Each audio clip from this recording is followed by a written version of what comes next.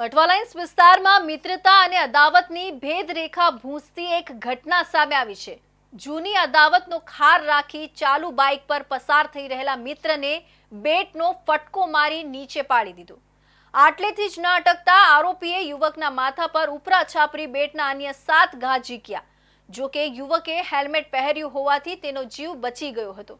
એ દરમિયાન યુવકે હેલ્મેટ ઉતારતા એક ફટકો માથા પર વાગ્યો હતો, જેથી યુવકનું માથું ફાટી ગયું હતું અને ગંભીર રીતે ઇજાગ્રસ્ત થયો હતો। જે સમગ્ર ઘટનાના સીસીટીવી સામે આવ્યા છે।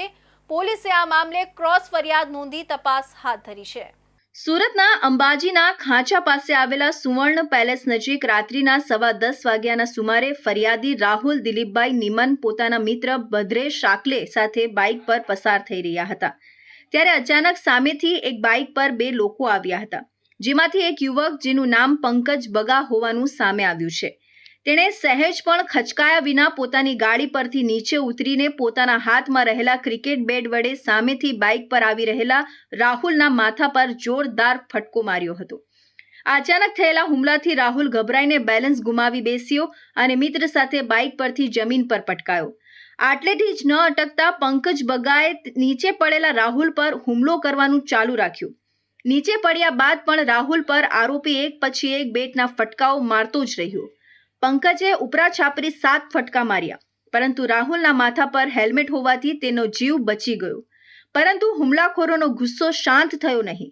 જ્યારે રાહુલ હેલ્મેટ ઉતારીને પોતાની સ્થિતિ સંભાળવાની કોશિશ કરી રહ્યો હતો, ત્યારે જ પંકજે ફરીથી બેટ ઉગામીને તેના માથા પર એક જોરદાર ફટકો માર્યો। આ ફટકો સીધો માથા પર વાગતા રાહુલ બેભાન થઈને જમીન પર ઢળી પડ્યો।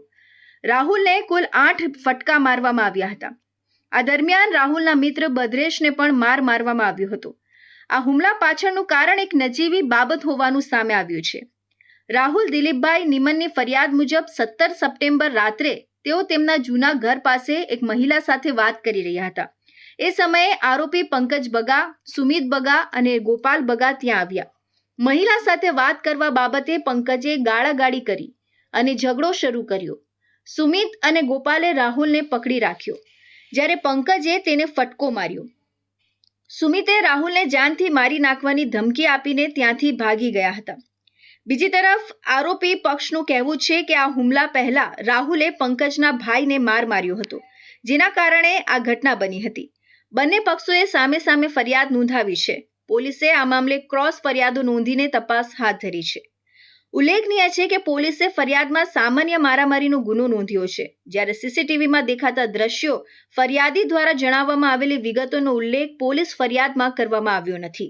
થોડી અમે ચા નાસ્તો કરવા ગયા, ત્યાં થોડી અદાવત થઈ તથા એ ભાઈને મેં અમે સમજાવવા ગયો તો એ ભાઈ ત્યાંથી નાસી છૂટ્યા હતા। અમે એને આગળ ગયા તો એ ત્યાં ભાગતો એના ભાઈને ફોન તરત કરી દીધો અને અમે લોકો ચાલુ ગાડી હતા અને આવીને 2-3 ફટકા માર્યા માથામાં, તો હું પડી ગયો। પછી ત્યાર પછી હું બેભાન થઈ ગયો, તેને પછી મને કંઈ સૂઝી જ નહીં હતી। હુમલા દરમિયાન મોટી સંખ્યામાં લોકો ઘટના સ્થળે ભેગા થઈ ગયા હતા, પરંતુ બેટ હાથમાં લઈને ઉભેલા હુમલાખોરોની દાદાગીરી અને ધમકીઓને કારણે કોઈ તેને રોકવાની હિંમત કરી શક્યું ન હતું। રાહુલ બેભાન થઈને પડી રહ્યો છતાં આરોપીઓ ત્યાંથી શાંતિથી ભાગી ગયા હતા। રાહુલને માથામાં ગંભીર ઇજાઓ થઈ હોવાથી તેને હોસ્પિટલમાં દાખલ કરવામાં આવ્યો છે। તેણે પોલીસ પાસે આ હુમલાને જીવલેણ હુમલો ગણીને કલમ લગાવવાની માંગ કરી છે, પરંતુ પોલીસ દ્વારા હજુ સુધી એ કલમ લગાવવામાં આવી નથી।